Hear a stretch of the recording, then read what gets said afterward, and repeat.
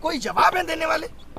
और शिक्षकों को आपको पता होगा बस में बिठा के घुमाया जा रहा है, दिल्ली भ्रमण करा रहे हैं। सेंटर चेंज हुए इधर उधर हुए, उस पर क्या कहना है उनका? हाँ, उनका ये कहना है, हमने बोला कि आप 5 ये ले लो, तो बोले ऐसा कुछ नहीं है, हम सिटी तो 10 दिन पहले बता देते हैं। और पता अपना एग्जाम्पल क्या कह रहे बाबूजी, मैं जब पेपर देने जाता था 3 साल सीजीएल भी निकाला मैंने, तो मैं स्लीपर भी नहीं मिलती थी, धक्के खा के जाता था। तो उनका ये है कि बच्चे भी धक्के खा के जाएं, फिर काय का डिजिटल इंडिया, फिर तुम देश को आगे ले गए हो, तुम आज से वही अब हो रहा है। रिपीटेड क्वेश्चन पे और जो एआई वाले इन लोगों ने मुद्दा उठाया था कि एआई से पेपर बनवा रहे हैं, उस पर उन्होंने बड़ा चलो कह रहे आपको पता है वर्जन पेपर दे रहे हैं हम, वर्जन पेपर है ये सब थे, एग्जैक्ट शब्द बता रहा हूँ कैसे, बोले वो अनटच है, उसको किसी ने टच नहीं किया है, क्वेश्चन को बिना टच किए बन गया। मैंने कहा एक एक पेपर में 5-5 सवाल गलत हो जाते हैं, बड़े ध्यान से सुनना, मैंने कहा एक एक पेपर में 10-10 सवाल गलत हो जाते हैं। बोले पेपर अनटच है, किसी और को टच कराएंगे कि चेक कर लो एक बार तो गलत हो जाएगा,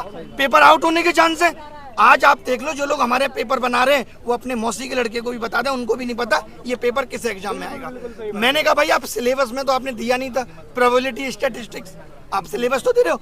बोले उससे क्या मतलब है, बच्चे को नहीं पता कि 12th बेस्ड है और 12th में सब आता है। तो मैंने कहा आप ये भी लिख दो कि भाई 12th बेस्ड है, एनसीईआरटी पूछेंगे तो बोले लिख देंगे, ये इनडायरेक्टली तो लिखा हुआ ही है। कुल मिला के उनको किसी बात के लिए इतना सा रिग्रेट नहीं है कि बच्चे परेशान है या एग्जाम सिस्टम खराब है। उनको लग रहा है हम भी धक्के खाते थे, तुम लोग भी धक्के खाओ, धक्के खा के कोई नौकरी तुम्हारे हिस्से में आ जाए तो अच्छी बात है, नहीं तो नहीं। किसी भी बात के लिए उनको कोई रिग्रेट या परेशानी इस बात से नहीं है, वो मजे में है पूरे। सर आप पूरे देश के शिक्षकों को आंदोलन करने के लिए बुलाए थे, आप मिलने के लिए डीओपीटी से बुलाए थे सर। हमको लगता है कि देश के तमाम शिक्षक आए हैं, सारे शिक्षक लगभग आए हैं और इतनी संख्या शिक्षकों की थी। आज जो पूरा क्रम हुआ, जैसे प्रशासन का जो आप लोगों से बिहेवियर रहा, आप एसएससी चेयरमैन से भी मिलकर आ रहे हैं, आपको क्या लगता है जो ये पूरा हुआ? आज सुबह डीओपीटी वालों ने भी बोल दिया था कि मिलेंगे, हाँ। फोन पे बात हो रही थी, बाकायदा नंबर आ रहे थे, ऐसे लग रहा था कितने सम्मान से बुलाया जा रहा है। तो आप सुबह से देख रहे हैं हर चीजों को सर, और पहले से भी लगे हुए हैं। कितना उम्मीद है कि आपके इस रिफॉर्म वाले आंदोलन से, इस मीटिंग से कुछ प्रभाव पड़ेगा या कुछ अंतर देखने को मिलेगा, कुछ सुधार होगा? लेके आए, जितना ज्यादा से ज्यादा बच्चा यहाँ के बैठेगा तो इस सिस्टम को ठीक करके ही जाएंगे, क्योंकि इतनी कमियां है ना। जैसे हमने बोला माउस और कीबोर्ड, हाँ ये मानते हैं थोड़ा माउस दिक्कत कर रहा है इसमें, हर जगह माउस। हमने बोला एक बच्चा पीटा गया, बोले अच्छा बच्चा पीटा गया, वीडियो कहाँ दिखाइए, लिंक दे दिया कि भाई ये वीडियो है।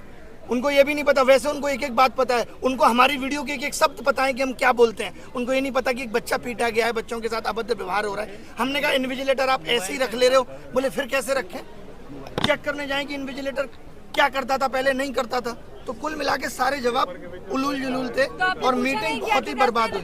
जो फीस लेते हैं वो किस बात की लेते हैं अगर आप व्यवस्था ही नहीं करवा पा रहे हैं? फीस ले रहे हैं, गलत क्वेश्चन का पैसा ले रहे हैं, बस्ता रखने का पैसा ले रहे हैं, कह तो रहे हैं जो पैसा ले रहे हैं उससे रोडें बन रही है, आप तो देख ही रही हो। बच्चों की बेरोजगारी से रोड बनवाई। एसएससी कमीशन को ये बोलना चाहिए कि गलत सवाल के आंसर का 100 रुपए आपकी रोड बनाने में लग रहा है। और सच में रोड भी सर रोड भी तो नहीं बन रहा है। धीरे धीरे इकट्ठे हो रहे हैं, पूरे देश से बच्चे को बुला रहे हैं, यहीं बैठेंगे जब तक ये सिस्टम सही नहीं हो जाता। सुबह तक डीओपीटी बहुत नॉर्मल था, बात कर लेंगे, कोई दिक्कत नहीं हो। अचानक लग गई, कैसे इतने लोग आ गए, ये कैसे हो गया, हटाओ अब नहीं मिलेंगे, ईगो पे ले ली बात, वरना उससे पहले मिलने को तैयार थे। हाँ। सत्र चल रहा है, आप लोग अभी बवाल मत करिए। देखिए अभी संसद सत्र चलेगा, फिर 15 अगस्त आ जाएगा, उसके बाद दिवाली की छुट्टियां आ जाएंगी, फिर क्रिसमस आ जाएगा, फिर न्यू ईयर सेलिब्रेशन होगा, फिर मकर संक्रांति, फिर वैलेंटाइन डे, ये तो चलता ही रहेगा। समस्याओं का निदान होगा कब? रोजगार का उनका क्या होगा? ये सरकार की जिम्मेदारी नहीं है। सर जिनका लास्ट स्टैंड है उनका क्या? लास्ट अटेम्प्ट पे मैंने पूछा कि आपके पास तो डीओपीटी से लेटर भी आ गया था, तो बोले उन्होंने यही तो कहा था कि इसको अग्रेसित करो, हमने कर दिया, रिजेक्ट कर दिया। अच्छा साहब बोले रिजेक्ट कर दिया। तो सर सीजीएल में होंगे क्या कुछ चेंजेस सर? कह रहे सीजीएल बहुत अच्छे से कराएंगे सर। कब कैसे डेट भी तो देते सर, डेट भी तो देते। लगा तो उनकी बातों से पोस्टपोन होने वाली बात में शायद ना हो, लगा है। लेकिन उन्होंने एक बात और कही, जब आप शुरुआत में आप लोगों ने वीडियो देखा होगा, उन्होंने कहा आंदोलन करने की जगह जंतर मंतर है, तो आप लोग जंतर मंतर आइए वहाँ नहीं। हाँ मतलब ये कि आप जंतर मंतर पे जाके बैठो, अभी आप यहाँ ज्यादा बैठने लगोगे, इनको लगेगा यहाँ बहुत ज्यादा भीड़ हो गई, तो यहाँ भी ये कहने लगेंगे अब यहाँ भी मत बैठो, तो आदमी कहाँ बैठे? सोशल मीडिया की आवाज आप सुन नहीं रहे, तो कैसे भी तो आदमी अपनी आवाज पहुंचाएगा। सरकार इतनी बहरी कैसे हो सकती है? बच्चों के साथ जो अभद्रता की गई उसका क्या जवाब होगा? बहुत खराब है ये। लोग बच्चे छोड़िए, आप टीचर्स पे लाठीचार्ज, उनको गलत तरीके से जबरदस्ती बस में बिठा के ले जाना, ये कितना गलत है। और वहाँ पे क्या कर दिया था, टीचर ये कह रहे थे कि भाई 4 लोग हम में से डीओपीटी मिनिस्टर से मिलना चाहते हैं, लेकिन उनका ईगो आज इतना बड़ा है कि वो किसी से नहीं मिल सकते। बात भी नहीं सुनेंगे बच्चे। मैं आप सबको कैमरे के माध्यम से बताना चाहता हूं कि ये 1 साल की भर्तियां 3 लाख करोड़ का घोटाला है, और वक्त आने पर मैं इन सबके प्रूफ दूंगा। 3 लाख 3 लाख करोड़ के घोटाले। आप क्या अपनी नौकरी से 50,000 रुपए की उम्मीद कर रहे हैं, जहाँ इतने बड़े बड़े स्कैम चल रहे हैं। ये एडुकेटी का आना इतना आसान नहीं है। अच्छा, वो लोग शिक्षक का काम भी बता रहे हैं, वो कह रहे हैं आपका काम तो शिक्षा देना है, आप लोग आंदोलनकारी बन गए हैं। और जो बिना पढ़े लिखे नेता है वो शिक्षा पे पॉलिसी बना रहे हैं। ABCD नहीं आती है बाबूजी को, राजस्थान के शिक्षा मंत्री बन के बैठे हैं। हम इनको शिक्षा पॉलिसी बनाने दें, एजुकेशन पॉलिसी बनाने को इनको दे दें, और शिक्षक बता नहीं सकता कि आपके सिस्टम में खामियां क्या है। ये तो दोगलापन है। हाँ, अगर वो गलती ही स्वीकार नहीं करेंगे तो आप क्या करने वाले हैं? आप खुद देखिए, 5 साल पहले बोला CET लेंगे, तब तक मनसाएं ठीक थी। CET लेने का मतलब ही साफ साफ ये था कि भाई कॉमन एंट्रेंस टेस्ट होगा, बच्चा एक बार फॉर्म भरेगा। इनको लगा ये तो गलत हो रहा है। रेलवे अलग से 500 करोड़ कमा के दे रहा है। आपको पता होगा, रेलवे में 500 रुपए फीस ले लेते हैं और कहते हैं 400 वापस करेंगे। कब वापस करेंगे ये नहीं पता है। 1 करोड़ लोगों की 400 रुपए फीस रख कर बैठे हैं। गलत सवाल पूछने पे 100 रुपए इसलिए लिए जाते हैं कि आप किसी सही सवाल को गलत ना बताएं, लेकिन अगर वो सवाल गलत ही है तो इनको 100 रुपए वो वापस करना चाहिए। एक एक बच्चे से 2,500 रुपए वसूल रहे हैं, तो इन्होंने कमाने का जरिया बना लिया। अभी एडुकेटी 100 रुपए लिए जाते हैं, 100 रुपए, और एक पेपर में अब हो गया है कि 20 क्वेश्चन गलत, यानी 2,000 एक बच्चा देगा प्री में, और कम से कम 1,000 देगा मेंस में, 3,000 देगा एक बच्चा। इसमें तो संख्या बढ़ती जाएगी। अच्छा, इसीलिए हर क्वेश्चन हर साल बढ़ रहे हैं। हमारे टाइम पे एक भी गलत नहीं आता था, फिर 2 गलत आए, फिर चस्का लग गया पैसे का, उससे रोड बन रही है। अच्छा सर, आप SSC चेयरमैन से मिले, कोई किसी और आयोग के चेयरमैन वगैरह से, जैसे आपका आंदोलन जो था या जो कह रहे थे DOPT से मिलने का मतलब इतना ही था कि हमें आप पूरे एग्जाम सिस्टम पे बताओ। हाँ। खाली SSC में ही नहीं, आप बाकी के एग्जाम सिस्टम पे भी बात करो। कुल मिला के बात यह है कि सरकार या उनके आयोग इस वक्त विफल हो रहे हैं, क्योंकि जैसे जैसे एस्पिरेंट की संख्या बढ़ी, इन लोगों ने अपने सिस्टम को अपडेट नहीं किया।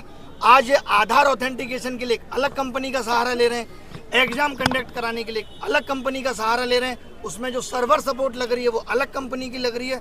आगे आने वाले वक्त में करप्शन होगा तो आप यही नहीं पता लगा पाएंगे कि किस कंपनी ने लीक किया। शुरू में जब आपने बोला कि हम माथा टेकेंगे गुरुद्वारा में, तो वहाँ जितने शिक्षक जा रहे थे वो उनका कहना था कि वहाँ खोज रहे हैं कि अभिनय शर्मा कौन है। मतलब वही गुरुद्वारा में माथा टेकना जितना मुश्किल हो गया है कि टीचर जाके 50-60 गुरुद्वारे में माथा नहीं टेक सकते, कोई बच्चा तो वहाँ था नहीं। आपको क्यों खोज रहे थे लोग?